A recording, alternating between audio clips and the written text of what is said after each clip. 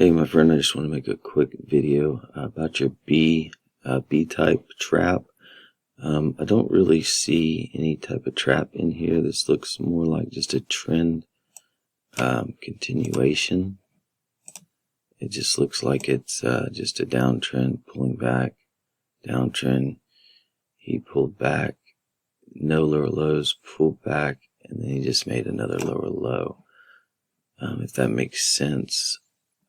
A B, what we're wanting in a trap is for it to actually reverse and go the opposite way. So if we have, let's just say it's a big uptrend and we have temporary sellers coming in, with the guy who started it, made a lower low, came back to the guy who started, he tried it to make a lower low, couldn't, tried to make a lower low, and then he got taken out.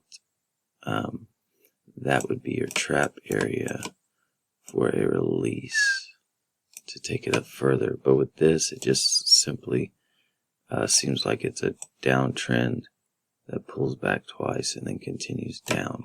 I hope that makes sense. Let me know what you think.